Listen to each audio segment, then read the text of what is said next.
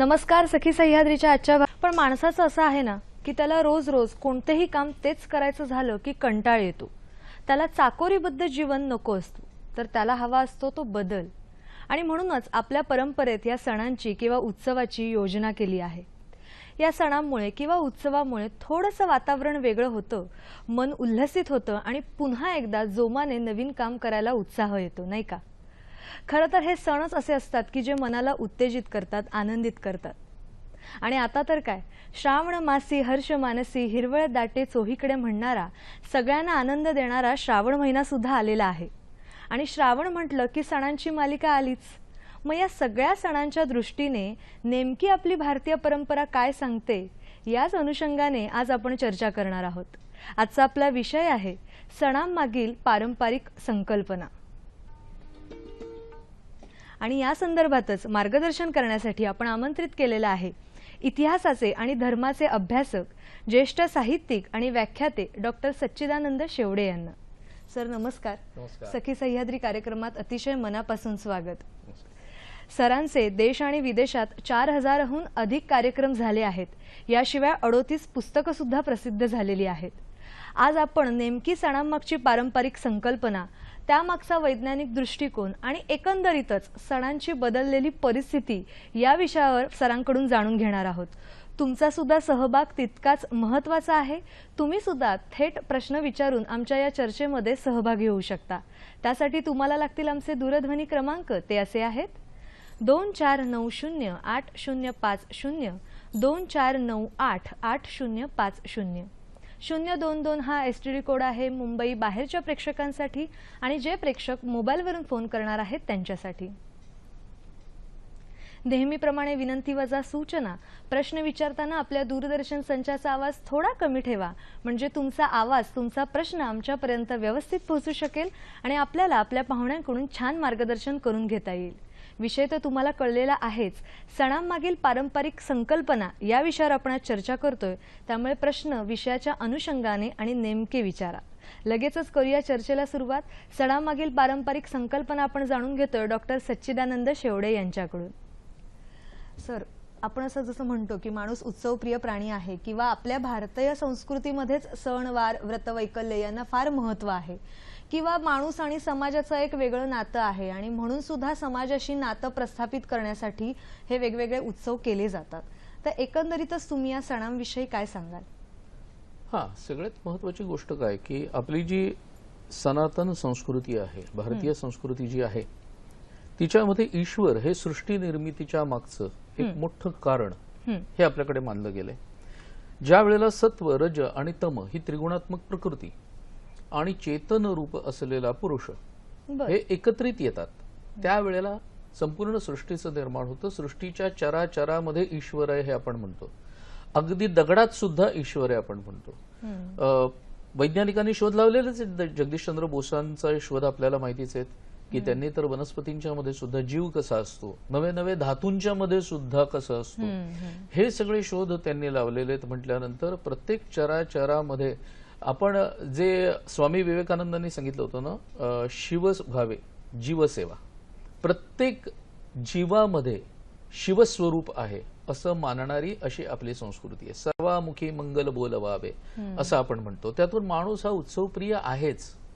मग या सगळ्याला कुठेतरी उत्सवांच्या बरोबर जोडल्यानंतर वेगवेगळ्या गोष्टी ज्या आपण पूज्य म्हणून मानतो, ज्यांची पूजा करतो ना, त्यांचं आपोआप रक्षणही करायचं असतं, कारण रक्षण केलं जातं म्हणून पूजन केलं जातं. अशा रीतीने आपल्याकडे निसर्गाचा एक समतोल सांभाळणं हा एक खूप मोठा संदेश आपल्या वेगवेगळ्या सणांच्या द्वारे आपल्याला दिला गेला. माझ्या दृष्टीने हे जास्त महत्वाचं आहे की कुणीही माणूस उठतोय तो नागाची पूजा करतोय का, तर शेती करता उपयुक्त, शेतकऱ्याचा मित्र असलेला असा तो नाग आहे, कारण तो उंदरांचा काळ आहे जो पिकाचा नाश करतो. हे सगळे पाहिल्यानंतर त्या नागाचंही रक्षण आपणच करायचंय, या सगळ्या जीवजंतूंचं रक्षण आपण करायचंय, वनस्पतींचं पूजन करायचंय. म्हटल्यानंतर त्या वनस्पती राहणं, टिकणं हा सगळा भाग आपला आहे. जग आपल्या उपभोगाकरता आहे असं माणसाने समजायचं नसतं. हा केवढा तरी मोठा संदेश यातून दिला जातो. आणि उत्सवांच्या मागची किंवा सणांच्या मागची जी आपली पारंपरिक कल्पना जी आहे ना ती नेमकी तीच आहे. आज आमची अवस्था अशी झाली की आज आम्ही अतिशय बेपर्वा झालोय किंवा उद्दाम झालोय. आज आम्ही या निसर्गाचाच नाश करायला निघालोय, ही आमची अवस्था झाली. त्यामुळे या सगळ्याच्या मागचा नेमका उद्देश जर आपण समजून घेतला नाही तर मात्र मोठी कठीण परिस्थिती होती. अगदी. सर, तुम्ही खूप छान सांगितलं की माणसाचं आणि समाजाचं जे नातं आहे ते नातं मुळात दृढ करण्याच्या उद्देशाने हे सण साजरे केले जातात. आणि आता आपण श्रावण महिन्याबद्दल समजा जर बोलायचं झालं तर श्रावणातच वेगवेगळे बरेच सण येतात. तुम्ही उदाहरण सुद्धा दिलेलं आहे नागपंचमीचं, तर त्याविषयी आम्हाला जाणून घ्यायला नक्कीच आवडेल. कसं होतं, आता जी श्रावण मासी म्हटलं त्याच्याच मध्ये देवदर्शना निघती ललना हर्षमाईना हृदयात वदनी त्यांच्या वाचून घ्यावे श्रावण महिन्याचे गीत. असा हा श्रावण महिना, कारण आषाढ सरी संपल्यानंतर मग श्रावण चालू होतो आणि ह्या ज्या श्रावण सारी की येतोय अधूनमधून हिरवळ दाटे चोहीकडे क्षणात येते सरसर शिरवे क्षणात फिरून ऊन पडे, असा मोठा छानदार असा हा भाग असतो श्रावण महिन्याचा की कधी ऊन पडतोय कधी पाऊस पडतोय.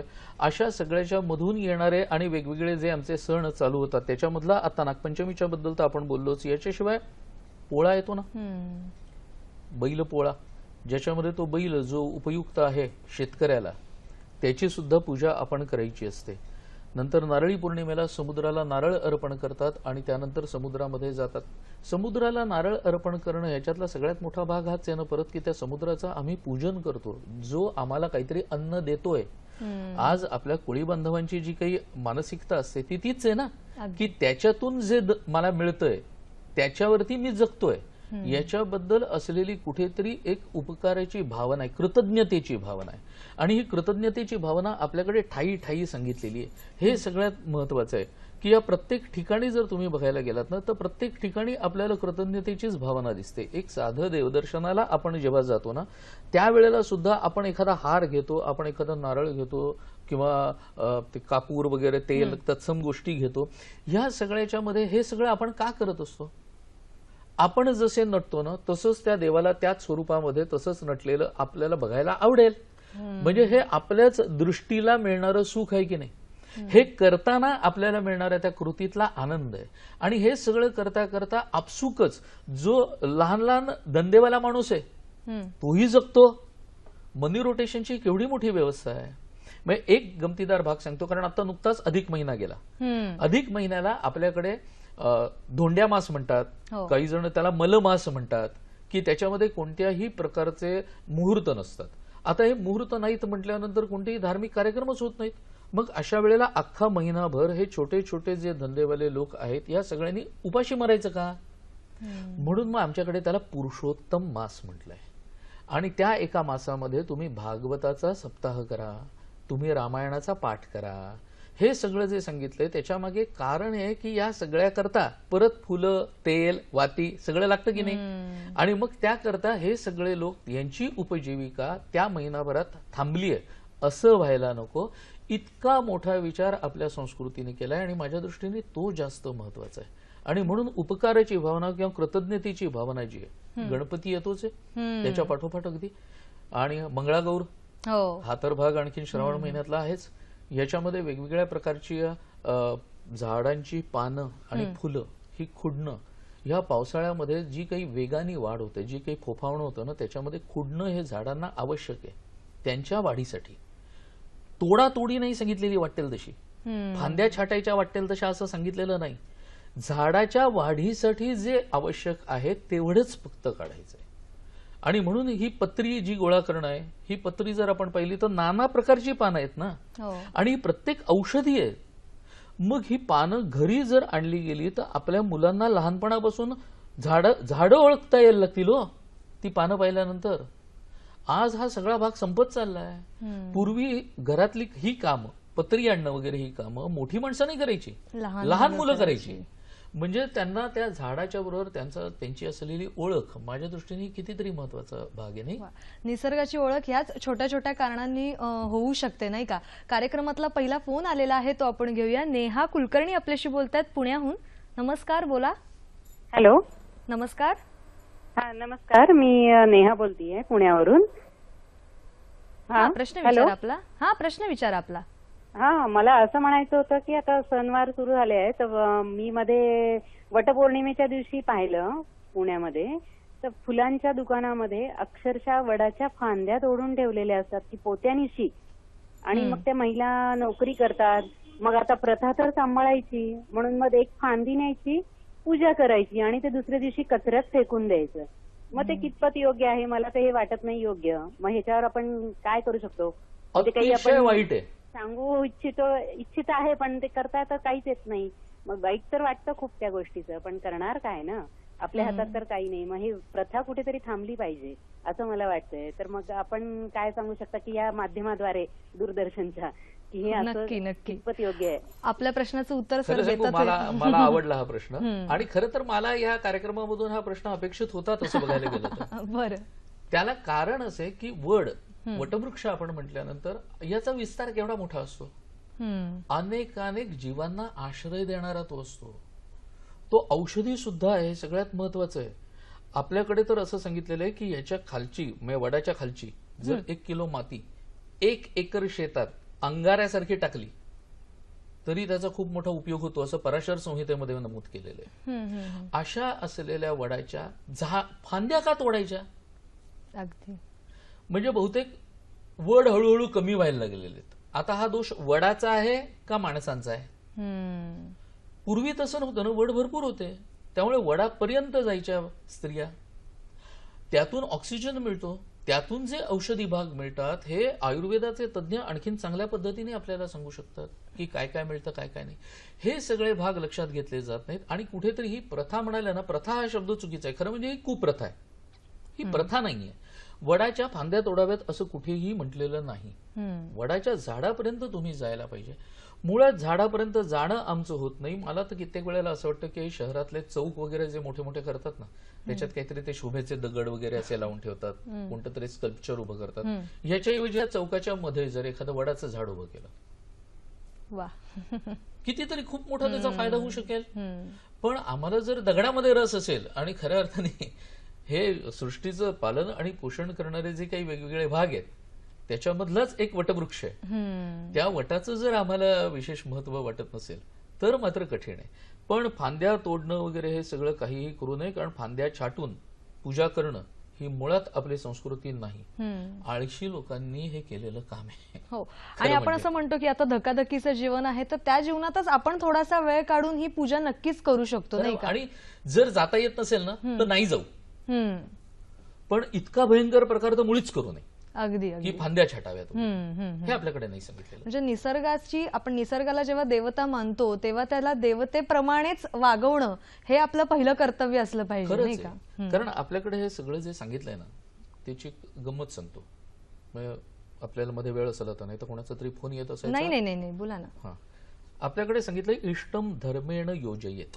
बर. याचा अर्थ असा की आपल्याला करण्यासारखं जे हितकारक असतं त्या सगळ्या गोष्टींना जेव्हा धर्माची जोड दिली जाते ना तेव्हा लोक श्रद्धेने करतात. मग हितकारक काय आहे आपल्याला आणि आपल्याला अहितकारक काय आहे, डूज अँड डोंट्स, असं आजकाल मराठीत बोललं की कळतं. तर हे आपण कुठे सांगणार? खूप मोठमोठे लोक पूर्वी होऊन गेलेले आहेत ज्यांनी हा विचार केलेला आहे आणि त्यातून त्यांनी हे काहीतरी ठरवलंय. आणि इतक्या वर्षांच्या तपश्चर्येनी, इतक्या वर्षांच्या साधनेनी, इतक्या वर्षांच्या अभ्यासाने त्यांनी जे निष्कर्ष काढले ते आपल्या हिताकरता आहेत. मधुमेही माणसाला मला हितकारक काय आहे आणि मला श्रेयस्कर काय. प्रेयस्कर आणि श्रेयस्कर असे दोन भाग असतात समाजात नेहमी. प्रेयस्कर म्हणजे मला प्रिय असलेलं आणि श्रेयस्कर म्हणजे मला हितकारक असलेलं. मधुमेही माणसाने जर असं ठरवलं की काय नाही, काय वाटेल ते झालं तरी मी रोज गोड खाणार, बरं, तर डॉक्टर सांगेल खा आणि मर, ह्याच्या पलीकडे दुसरं काय. पण जर तुला चांगलं आयुष्य जगायचं असेल पुढे, तर मात्र तुला जे हितकारक आहे त्या गोष्टींचं तुला पालन करणं हे अत्यंत आवश्यक आहे. माझ्या दृष्टीने जे काही आपल्या पूर्वजांनी या हितकारक गोष्टी सांगितल्या त्या हितकारक कशा आहेत ते बघावं. तर जसं तुम्ही म्हणालात की श्रेयस्कर आणि प्रियस्कर, माणसाला जे हितकारक आहे ते आपण निसर्गाकडून, म्हणजे निसर्ग आपल्याला हितकारक असंच देत असतो, आपण कसं घेतो याच्यावर आपलं हित अवलंबून असतं, नाही का? आणि आपण आता सणांबद्दल बोलतो आहोत, तुम्ही अधिक महिन्याचं सुद्धा उदाहरण दिलेलं आहे. तसंच एक चातुर्मासाचं सुद्धा आपण उदाहरण घेऊ शकतो की एक मांसाहार करायचा नसतो या संपूर्ण 4 महिन्यामध्ये, तर त्याच्यामागे नक्कीच काहीतरी कारण असलंच पाहिजे, नाही का? खरं आहे ना. एक तर प्राण्यांचा तो पुनरुत्पादनाचा काळही असतो, ही एक गोष्ट आहे. दुसरी गोष्ट, मुळात मांस हे पचायला जड असतं. परत पावसाळा आहे म्हटल्यानंतर माणसं आजारी नाही का हो पडत, तसे प्राणी पण आजारी पडत असणार ना. मग आजारी पडलेल्या प्राण्याचं मांस खाऊन माणूसही आजारी नाही का पडणार, जो खाणारा आहे तो. मग त्यापेक्षा तेवढं जर काळ आपण ते खाणंच वर्ज्य केलं तर निसर्गाचा कुठेतरी समतोल सुद्धा त्या काळामध्ये थोडाफार का होईना पण एक चांगला राखला जातो, साधला जातोय. आणि मारले जाणारे प्राणी पण थोडे आनंदात राहतील तेवढा एक काळ, की आपलं मरण, आजचं मरण उद्यावरती गेलं.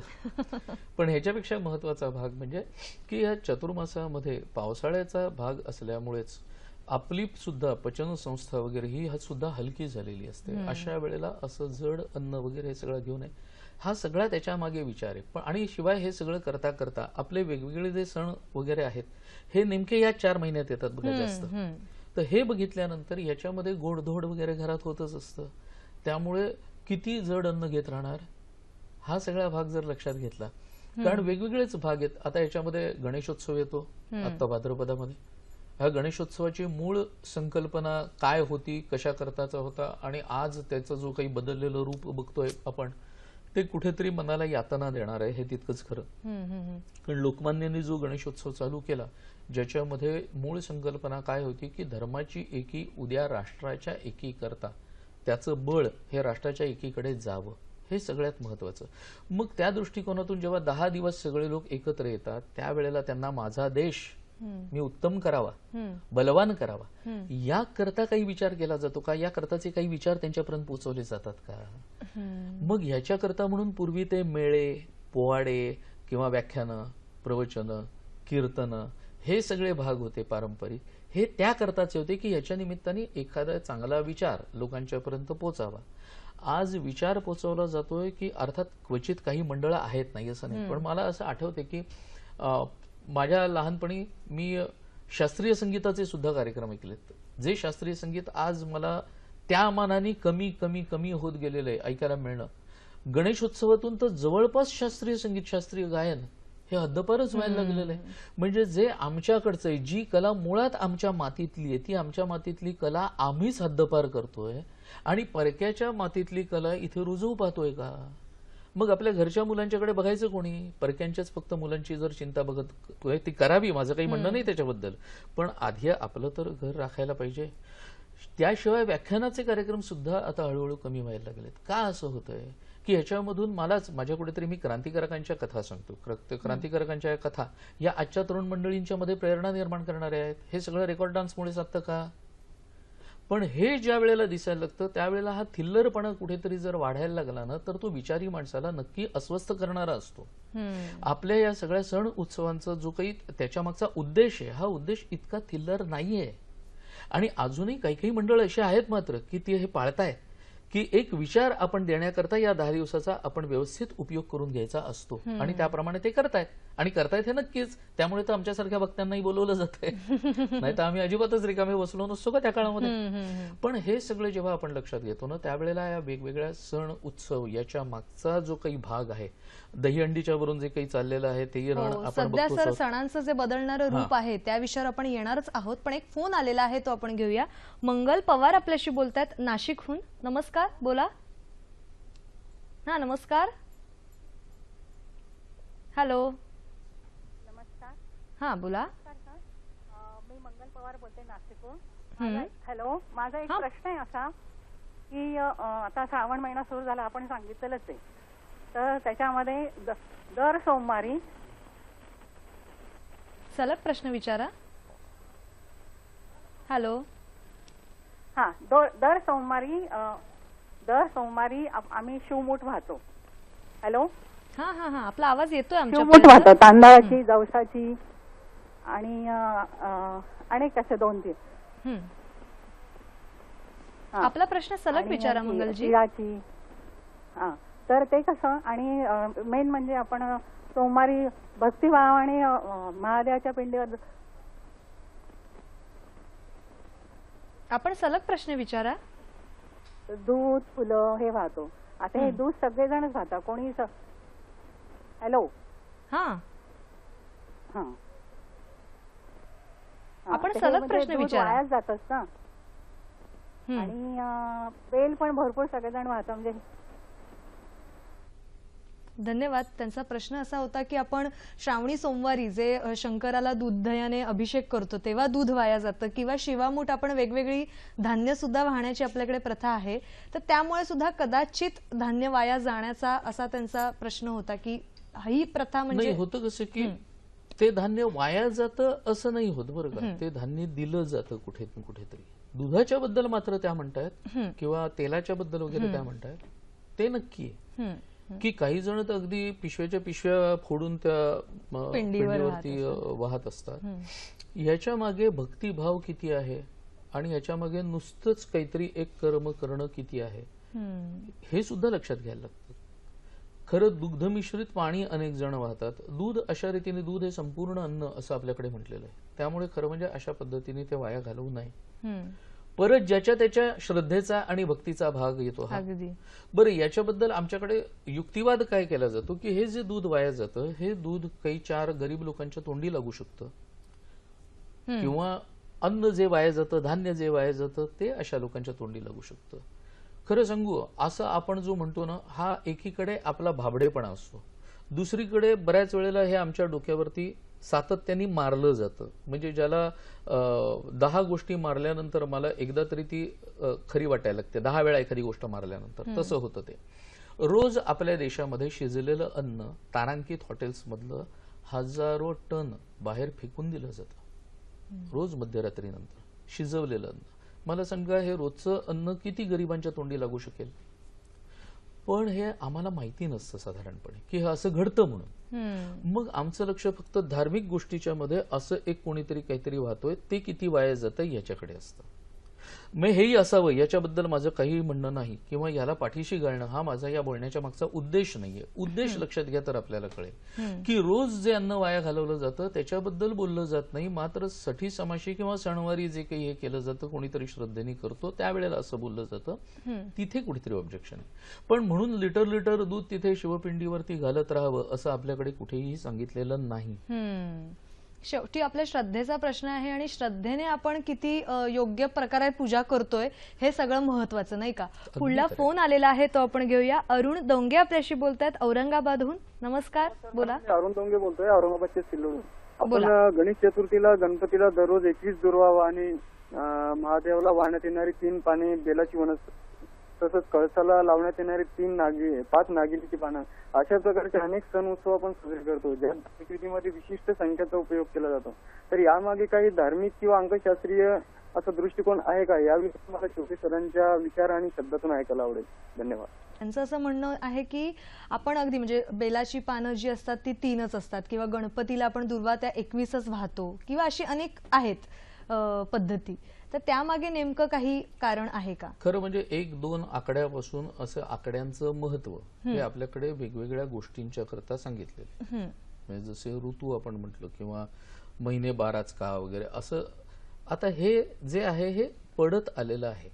आपल्याकडे अंकशास्त्रावरची किंवा यांनी जो प्रश्न विचारला ना त्याच्या संदर्भातली पुस्तकं सुद्धा बाजारात उपलब्ध आहेत. त्याच्यात एक या आकड्यापासून अगदी पार हजारापर्यंतचे त्यांना बरेच ठोकताळे मिळतील. आता या ठोकताळ्यातला प्रत्येक कुठचा तरी एखादा अंक घेऊन कोणीतरी काहीतरी विचारलं तर सांगता येणं कठीण असतं. आता बेलाला 3 पानं असतातच म्हणून ते तसं वाहणं हे ठीक आहे ना. दुर्वांना 21 हा आकडा दिल्यानंतर 21च दुर्वा काय, 21 दुर्वा एकदा निवडून बघा म्हणजे कळेल वेळ किती जातो ते. कारण आपण काय अगदी दुर्वा जरी असल्या समोर दिसत तरी त्यातून ज्या वेळेला मुठभर काढून घेतो तेव्हा त्यातून मिळतात 2 किंवा 3च दुर्वा, बाकीचं असतं ते गवत असतं नुसतं. त्यामुळे त्या दुर्वा बरोबर 3 पाती एकत्रित असलेली अशा त्या दुर्वा मिळणं हे खूप कठीण असतं, आणि म्हणून त्या तितक्या निवडून काढणं हे सुद्धा माणसाच्या हुशारीचाच एक भाग आहे बरं का. आणि परत तेच की दुर्वा असू देत, बेल असू देत, वेगवेगळ्या प्रकारची पत्री असू दे, या सगळ्याचा मुख्यत्वे करून औषधी उपयोग असतो. आणि औषधी उपयोगाची ही जी झाडं आहेत ना, ही झाडं या पावसाळ्याच्या मध्ये त्यांची ही अशी कुडणी किंवा छाटणी, जे मगाशी मी म्हटलं ते, ही आवश्यक असते. हा सगळ्या म्हणजे त्याच्यामागचा जो हेतू आहे तो माझ्या दृष्टीने जास्त महत्वाचा आहे. वा. आता तुम्ही जसं म्हणालात की ह्या सगळ्या वनस्पतींची खुडणी होणं फार गरजेचं असतं एक निसर्गाचा समतोल साधण्यासाठी, आणि म्हणून आपला हा सणांचा एक उद्देश आहे. आता माझा प्रश्न असा आहे की औषधी उपयोग तर आहेच या सगळ्या वनस्पतींचा, मग कुठेतरी या सगळ्या सणांच्या मागे वैज्ञानिक दृष्टिकोन आहे का? आता असे की औषधी हा जर भाग आपण पाहिला तर आपल्याला वैज्ञानिक दृष्टिकोन हा आणता येऊ शकतो, दिसतो आपल्याला, तो ठळक रीतीने दिसतो. माझं म्हणणं असे की आजकाल ना हा एक ट्रेंड झाल्यासारखा झालाय बरं का, की आमची धार्मिक गोष्ट एखादी सांगितली म्हणजे धर्म आला ना की त्या ठिकाणी लगेच विज्ञान, याला विज्ञानाने तुम्ही सिद्ध करून दाखवा, तर आजची मुलं मानतात, आजची पिढी मानते, अन्यथा त्यांना ते मानणं हे कठीण पडतं वगैरे. असे आम्ही जिथे जातो तिथे बऱ्याच वेळेला हे अशा पद्धतीने सांगणारे लोक असतात. त्यावेळेला मी त्यांना म्हणतो की हे विज्ञानाच्या दृष्टिकोनातून सिद्ध करून दाखवीन, पण हे त्यांनी मला विचारावं जो आयुष्यभर विज्ञानाने जगत आलाय. तुम्ही अवैज्ञानिक रीतीने राहायचं, तुम्ही कसंही खायचं, आणि तुम्ही वरती धर्माच्याच बाबतीतल्या गोष्टी आल्या किंवा पूजापाठाच्या गोष्टी आल्या की फक्त विज्ञानाची एक ढाल पुढे करायची. एक उदाहरण सांगतो की कॉलेजमध्ये जाणारी मुलं ज्या वेळेला चहावाल्याच्या कट्ट्यावरती उभी राहतात त्यावेळेला एका ग्लासातून 3 जण सिप घेतात. आता आधुनिक विज्ञान सांगतं की माणसाच्या लाळेमध्ये कोणकोणत्या प्रकारचे जंतू असतात. मग विज्ञान शिकणारी ही पिढी एकाच ग्लासातला चहा 3-4 जण शेअर करतात, आणि धार्मिक बाबतीत मात्र हे तुम्ही वैज्ञानिक दृष्टिकोनातून सांगा तर आम्ही ते मानू असं म्हणतात. एका वडापावाचे 4-4 जण बाईट घेऊन तो संपवतात. हे अवैज्ञानिक नाहीये का? हायजेनिक गोष्टी कोणत्या आहेत कोणत्या नाहीत हे आम्ही शिकतो, पण आम्ही प्रत्यक्षात तसं वागतोय का? मग तसं मात्र आम्ही वागायचं नाही, आणि आम्ही फक्त धर्म आणि ह्या सगळ्या भाग आले ना कीच फक्त विज्ञानाची ढाल पुढे केल्यासारखी किंवा समोरच्याला निरुत्तर करण्याकरता म्हणून की आम्हाला हे वैज्ञानिक रीतीने सांगा तर आम्ही मानू, अन्यथा आम्ही म्हणायला बांधील नाही होत. आपला त्यातला अभ्यास आहे का, किंवा आपण त्यातली काही पुस्तकं वाचली का, आपण काही जाणून घेण्याचा प्रयत्न केलाय का वेगवेगळ्या माध्यमातून, तर तो न घेता फक्त समोरचा आलाय म्हणून त्याला अशा प्रकारचे प्रश्न विचारणं किंवा विज्ञान हा पुढे करणं. माझं म्हणणं, जर खरोखर कुतूहल असेल ना तर आपण शोधावं ना की याच्यामध्ये काही वैज्ञान आपल्याला दिसतंय का. जसं मी आता एक औषधी हा भाग छोटासा का होईना सांगितला, आता याच्याच प्रमाणे की हे नेमकं का केलं असेल, प्रत्येक गोष्ट करण्याच्या मागे काही कार्यकारण भाव असतो. हा कार्यकारण भाव शोधणं, आजची पिढी खूप हुशार आहे बरं का. माझी या तरुण पिढीच्या बद्दल तक्रार मुळीच नाही, कारण माझं म्हणणं असं आहे की ही पिढी जास्त हुशारी संगणक युगात जन्माला आलेली आहे.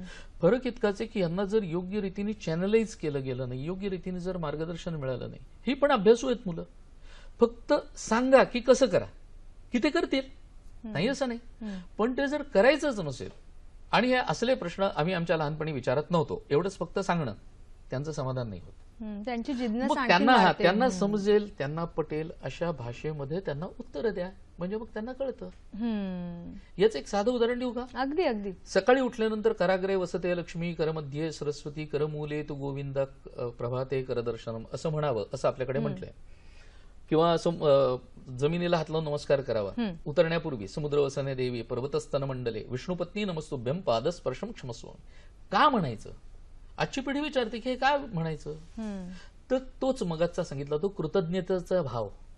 मला अंथरुणावरून खाली मी पाय टेकणार आहे, आणि खाली उतरल्यानंतर त्या पृथ्वीच्या अंगावरती मी वाटेल तसा खेळणारे, बागडणारे, गाड्या चालवणारे, नवे नवे काय वाटेल ते करणारे. आता सगळंच इथे बसून सांगण्यासारखं नाही.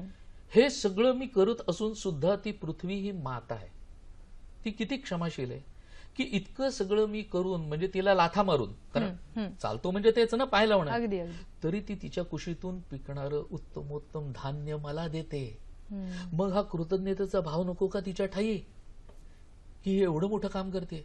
तसंच आहे कराग्रे वसते लक्ष्मी. आता हाताच्या बोटांवरती लक्ष्मी नाही वसत, आजकाल सगळ्यांना माहितीये. करमध्ये सरस्वती, इथे सरस्वती नाहीये. करमूले तू गोविंद, इथे गोविंद नाहीये, सगळ्यांना माहिती असतं. पण याचा दुसरा अर्थ असा आहे की मी हातात पेन घेऊन लिहितो, बोटांचाच आधार लागतो ना.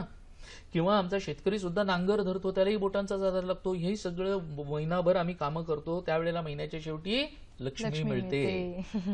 आम्ही पुस्तक वगैरे हातात घेऊन ज्या वेळेला चालतो रस्त्याने त्यावेळेला ते असं हातात घेऊन जातो ना माणूस, काय असं मेलेल्या उंदराला असं शेपटाला पकडून बाहेर टाकतोय असं तर पुस्तक धरून जात नाही. म्हणजे हा कुठेतरी तळव्याचा स्पर्श होत असतो. अगदी संगणकाचा तो माऊस चालवण्याला सुद्धा त्याचा आधार लागतोच. म्हणून विद्या म्हणून सांगितलंय. आणि करमुले तू गोविंद, हात आहे हातासारखा, पण तो जर पुढून लुळा असेल तर मनगटातून त्याचा उपयोग काही नाही. म्हणून मग तो भक्कम असण्याकरता म्हणून इथे गोविंद म्हणजे विष्णूचं नाव सांगितलंय. कारण आपल्याकडे 3 प्रकार सांगितलेले आहेत ना सृष्टीचे, उत्पत्ती, स्थिती आणि लय. प्रत्येकाची एक एक देवता ठरवून दिलेली आहे. ती म्हटल्यानंतर जो स्थिती करताय म्हणजे तो पालन करताय तो विष्णू आहे. मग तो भक्कम नको का, म्हणून त्याला विष्णूची उपमा दिली आहे. आता हे जर अशा भाषेमध्ये आजच्या पिढीला सांगितलं त्यांना कळतं हो. जसं आपण आता म्हणतोय की सणांमागे पारंपरिक संकल्पना आहेच, कुठेतरी कृतज्ञतेचा भाव असतो निसर्गाप्रती, म्हणून आपण हे सगळ्या आपल्याकडे योजना केलेली आहे. पण कुठेतरी आता सणांचं रूप बदलत चाललेलं आहे. गणेशोत्सवाचं मगाशी तुम्ही उदाहरण दिलेलंच आहे. दहीहंडीला सुद्धा एक साहसी क्रीडा प्रकार म्हणून मान्यता देण्यात आली आहे. आणि मग हे सगळं पाहता असं वाटतं की कुठेतरी आपल्या परंपराच नष्ट होत चालल्या आहेत की काय. मग या सगळ्याबद्दल तुम्ही काय सांगाल? खरंय हा, आणि हाच कुठेतरी विचारी माणसाला तो दुःखी करणारा प्रकार असतो. कारण एक तर त्याच्या बाजूनी जे बोलणार आहेत ना ते अतिशय कट्टर आहेत. त्याच्या विरोधी बोलणारे ते सणवारांनाच नावं ठेवत बोलतात. त्यामुळे या दोन्हीच्या मध्ये तुम्ही सांगड कशी घालणार? दोन टोकं असले ना की मग तुम्हाला त्याचा मध्य गाठणं हे अतिशय कठीण पडतं. आणि त्यामुळे एका परीने बघायला गेला तर विचारी माणसाची कुचंबणा होते, हे तितकंच खरं आहे. आता गणेशोत्सवात रात्रभर गाणी काही गरज नाहीये ना, आणि ती इतक्या जोरजोरात की घरात खरोखर कोणी आजारी माणूस वगैरे असेल त्याला त्रास होऊ शकतो. हे सगळे भाग कुठेतरी आपल्यातला ना मानवी भाग जो आहे ना तो कुठेतरी हरपत चाललाय याची खंत मला जास्त वाटते. आपल्या कुठच्याही सण आणि उत्सवांनी हे शिकवलेलं नाहीये आपल्याला. आज मला लोक जेव्हा म्हणतात ना की आपण ही प्रगती केली, आपण ती प्रगती केली, आपण असे पुढे गेलोय, तेव्हा आमचे वडील एक खूप छान उदाहरण द्यायचे. ते म्हणाले कशाने प्रगती केली आहे, म्हणजे तो कपड्याचं धोपटणं गेलं आणि वॉशिंग मशीन आलं, तर मग ही प्रगती त्या कपड्याच्या धोपटण्याची प्रगती आहे वॉशिंग मशीन येणं. हा, चुलीची प्रगती आहे गॅस आला, किंवा कपड्यांची प्रगती आहे आम्ही काय पूर्वी जे जाडं बरडं वापरत होतो त्याच्याऐवजी टेरिकॉट किंवा नायलॉन किंवा तत्सम कपडे आले, ही कपड्यांची प्रगती झाली. माणूस म्हणून मी माझी काय प्रगती केली हे महत्वाचं नाहीये. बहिणाबाई सहजपणे विचारून जातात ना, मानसा कधी वशील रे तू माणूस. म्हणजे आमच्यातला अंतःकरणातला जो ओलावा आहे, जो या सण उत्सवानी आम्हाला एकत्रित करून, हा मी नाहीये, हा आम्ही आहोत, संपूर्ण समाज हा माझा आहे, ही जेव्हा भावना येते ना त्यावेळेला मी एकमेकाच्या सुखदुःखाच्या बरोबर समरस होऊ शकतो. राष्ट्र त्याला म्हणतात आणि एकमेकाच्या सुखदुःखाशी समरस होणारा जेव्हा लोकसमूह निर्माण होतो तेव्हा त्याला राष्ट्र म्हणतात. हे लक्षात. आणि हे विश्वाची माझे घर असं पण सांगितलेलं आहेच नाही का. आपल्याकडची तर केवढी तरी मोठा भाग येतो. जो जे वांछील तो ते लाहो प्राणी जात माऊली सांगतात, ते हिंदू जात म्हणत नाहीत. कोणालाही प्रत्येकाला ही प्रत्येकाकरताची जी जो भाग आमच्याकडे सर्वेत्र सुखिनः सन्तु सर्वे सन्तु निरामया, इथे परत केवळ माझ्या धर्मातल्या लोकांपुरतं सांगितलेलं नाही तर सर्व विश्वाचं. हे विश्वची माझे घर ऐशी मती जयाची स्थिर, हे जे सांगितलेलं आहे माऊलींनी, हे या दृष्टिकोनातून महत्वाचं आहे. हेच सगळा संदेश आपल्या या सण उत्सवांच्या मधून आपल्याला मिळत जातो. पण आताची गोष्ट अशी झाली की सगळ्या भावनेच्या भरामध्ये आणि बऱ्याचशा उत्सवांचं सणांचं राजकीयकरण होत चालल्यामुळे की काय कोणास ठाऊक. तर मी थोडंसं तुम्हाला थांबवतेय, कारण का हा विषय खरंच खूप मोठा आहे, जे सणांचं रूप बदलत चाललं आहे. पण एक फोन आलेला आहे तो आपण घेऊया. सुधीर गोडसे आपल्याशी बोलतायत बोरिवलीहून. Hello hello. फोन बहुधा तांत्रिक अडचणीमुळे कट झालेला आहे. हा, तुम्ही सांगत होतात. तर त्यामुळे राजकीयकरण झाल्यामुळे असं झालंय की मी हंडी किती उंचावरती लावावी, किती थर लावले जावेत, या थरांच्या करता लागणारी प्रॅक्टिस. माझं म्हणणं असं की त्या थरावरती जे चढणार आहेत ना त्यांच्या जीवाची मला कुठेतरी काळजी वाटते.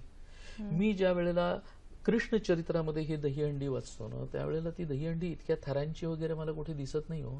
कारण ती घरात असलेली फोडली जायची, शिंक्यावरचं फोडलं जायचं. आता त्याचं जरा उत्सवी रूप आलं मान्य आहे, पण ते उत्सवी रूप आनंददायक असायला पाहिजे. इथे मला आनंद वाटण्याच्या पेक्षा मला जास्त काळजी वाटत राहते. अरे बापरे, हा इतका वरती चढलाय, काय होईल काय होईल. आणि तो थर एकदम कोसळल्यानंतर कुठेतरी आतमध्ये खड्डा पडतो हो की काय झालं असेल त्या मुलांचं आणि काय झालं नसेल असं. तर भीतीदायक नसायला पाहिजेत हे सण.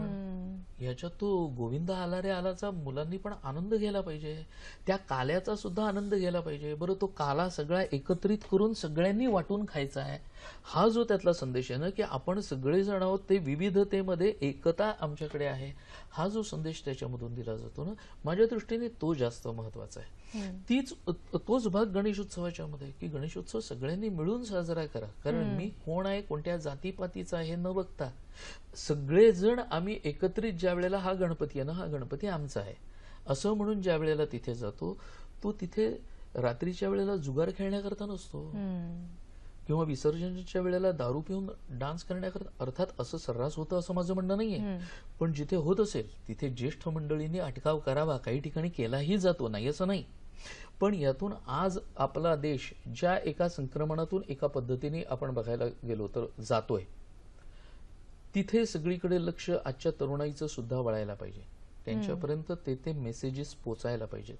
हा सगळा भाग या उत्सवकर्त्यांच्या सुद्धा मनात असायला पाहिजे. ही जाणीव त्यांच्यामध्ये असायला पाहिजे की आज एवढी गर्दी जी येते, या गर्दीला आपणच आपल्या देशाबद्दल काय चांगलं सांगू शकतो. माझ्या देशाने फक्त प्रगती कशी केली, माझा देश महासत्ता होणार आहे याचा डिंडीम वाजवून नाही चालत, नुसतं असं स्वप्न दाखवून नाही चालत. खरंच देश महासत्ता बनण्याकरता काय काय करावं लागतं. Charity begins at home. भ्रष्टाचार आहे म्हणून मी जेव्हा आरडाओरडा करतो ना, तेव्हा सिग्नलला माझी गाडी पकडली गेली तर मी 50 रुपये चटकन खिशातून काढून देतो ना. हा भ्रष्टाचार माझ्यापासून सुरुवात होते. मग मी या सगळ्याचा भाग तिथे अशा उत्सवांच्या वेळेला एकाच वेळेला जास्तीत जास्त लोक भेटताय, त्यामुळे त्यांच्यापर्यंत हे मी का नाही पोचवत. मला एक गोष्ट कळत नाही की शिवाजी महाराजांच्या काळामध्ये किंवा तिथपासून जर आपण भाग पुढे पुढे किंवा अगदी राणा प्रताप, गुरु गोविंद सिंग वगैरे सगळे भाग पाहिले ना, किंवा क्रांतिकारक, तर मला सांगा की या लोकांच्या काळात सुद्धा मनाला मोह घालणारे असे अनेक भाग होतेच की. पण असं असून सुद्धा ज्या वेळेला ही मंडळी कुठेतरी आपल्या देशाचा विचार करतायत, त्यावेळेला या मंडळींचं नाव आजही आपण अतिशय आदराने घेतो. यांचं नाव घेतल्याबरोबर आपली मान लवते. आज मला असे डोळ्यासमोर माझ्या आदर्श दिसत आहेत का की ज्यांचं नाव घेतल्याबरोबर माझी मान लवतीये वर्तमान काळामध्ये. मग वर्तमानात किमान भूतकाळामधले हे आदर्श तरी लोकांच्या पर्यंत नीट पोचवा, की जेणेकरून आदर्श असे असावे लागतात बरं का. मग वर्तमान काळात भूतकाळाचा अभ्यास का करायचा असतो, तर उत्तम भविष्य घडवण्याकरता. हे सगळे संदेश आपल्या या सगळ्या सणातून देता येऊ शकतात की नाही. जिथे गर्दी जमते तिथे काही चांगले संदेश पोहोचवता येऊ शकतात.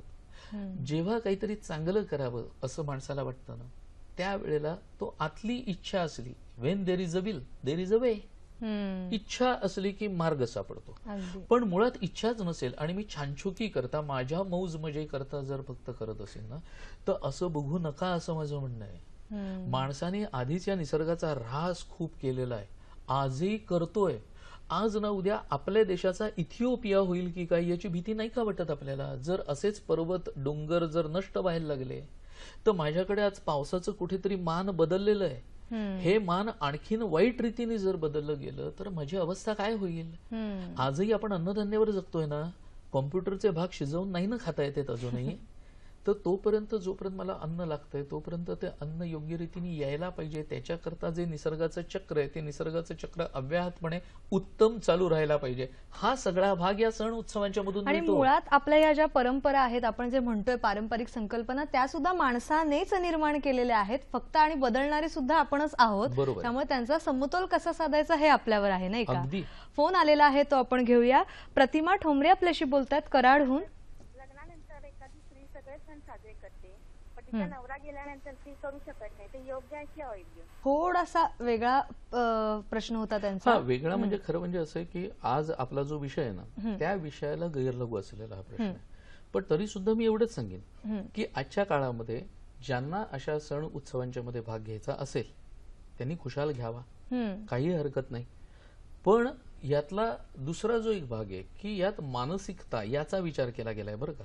इतकंच मी सांगतो की स्त्री आणि पुरुषांची जी मानसिकता आहे ही एकच नसते.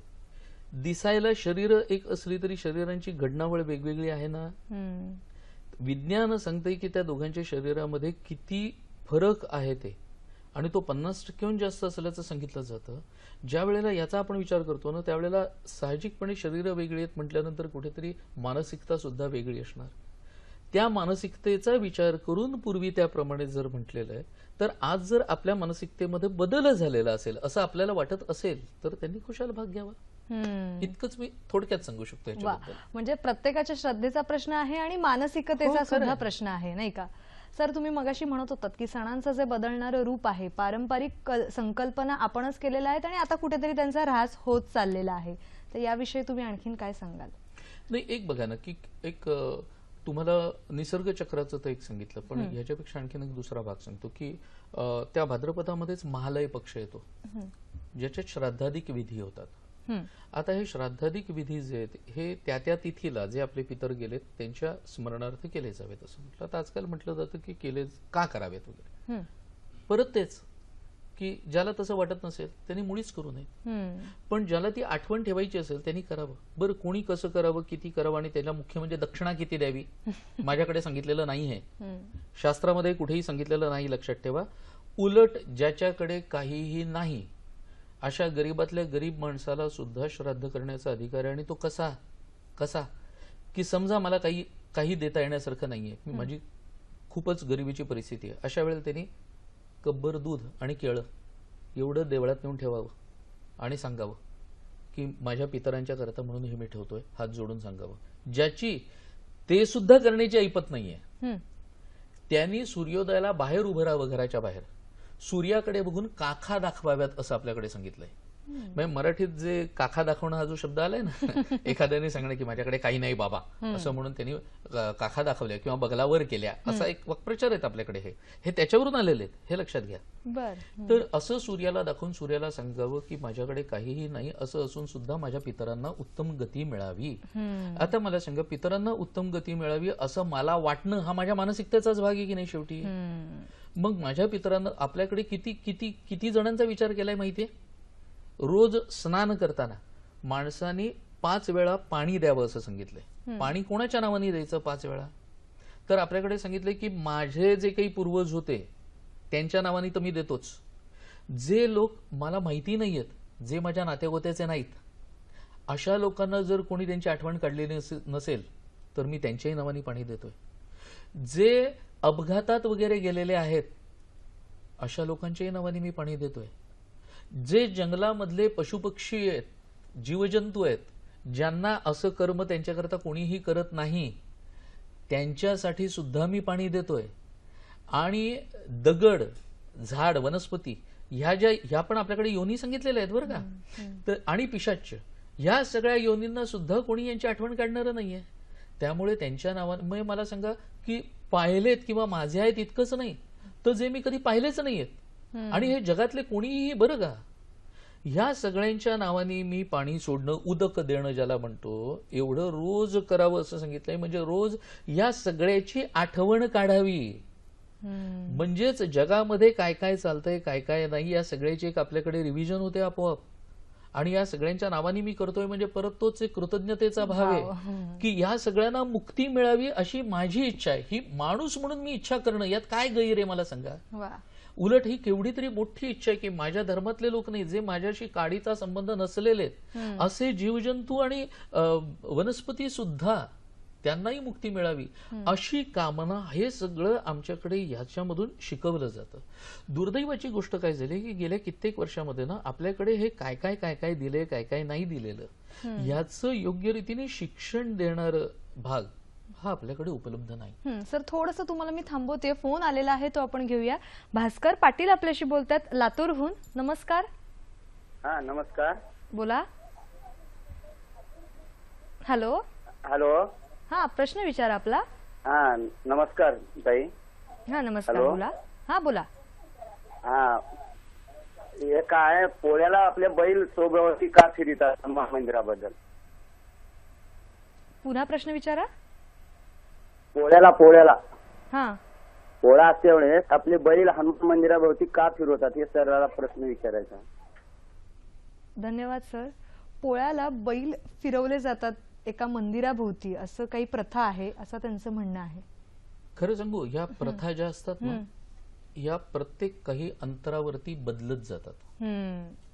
लग्नाची प्रथा सुद्धा तुम्ही मराठवाड्यात बघाल तर ती विदर्भात नसेल, विदर्भात जी आहे ती मुंबईमध्ये वगैरे नसेल, मुंबई जी आहे ना ती पुण्यात सुद्धा नसेल. म्हणजे या प्रथा परंपरा ज्या काही असतात ना या स्थानिक गोष्टीवरून निर्माण होतात. मुळात बैल हा मित्र म्हटलेला आहे ना शेतकऱ्याचा, कारण तो नांगरणी आणि या सगळ्याच्या बाबतीत, त्यामुळे तो त्या एका दिवसाकरता त्याला पूजलं जातं, त्याला गोडधोड खाऊ घातलं जातं. म्हणून तिथली कदाचित परंपरा असेल की मंदिराभोवती तो फेऱ्या मारून प्रदक्षिणा घालतो. प्रत्येकाच्या श्रद्धेचाच एक भाग असू शकतो. तसा एक भाग असतो. त्यामुळे प्रत्येक ठिकाणची एक तर ती रूढी का निर्माण झाली असेल किंवा प्रथा का निर्माण झाली असेल ह्याचा तिथलेच लोक अधिक चांगल्या रीतीने सांगू शकतात. तिथले ज्येष्ठ जे नागरिक ज्येष्ठ असतात ते अधिक चांगल्या रीतीने सांगू शकतील.